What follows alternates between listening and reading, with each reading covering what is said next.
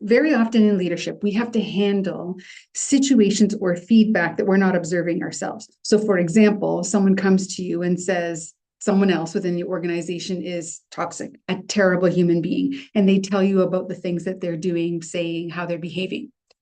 In this moment, what's your responsibility? Your responsibility is due diligence. Your responsibility is to now go talk to other people, go and observe the individual in meetings, in the rooms that they're also in, to be able to gather information before we do what? Have a conversation, perhaps move towards a performance improvement plan or any type of termination. What's not cool is to do nothing. What's not cool is to only take that one person's word for it. What's not cool is to take that one person's word for it and then go and provide that feedback to the individual and say, this is what I've heard about you. A leadership competency that is an emotionally intelligent driven one is being in the space of observing other people working, especially your direct reports, and regularly giving them feedback on what you see. When we're not doing this, that's just lazy leadership. And when someone comes and tells us feedback about someone that we work with, when we don't do our due diligence, that's also lazy leadership.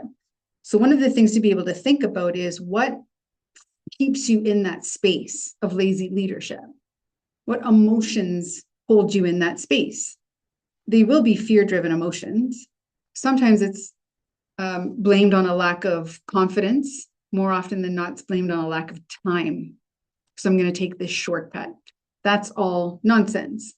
The majority of the time, what the barrier is an emotional intelligence one. At the foundation of emotional self-awareness, there's an emotion that exists that you as the leader is not comfortable in. And because you're not comfortable in, then you're actively avoiding the leadership action you need to take in order to avoid the emotion you're uncomfortable in. So how do we solve this? Sounds really simple as a solution.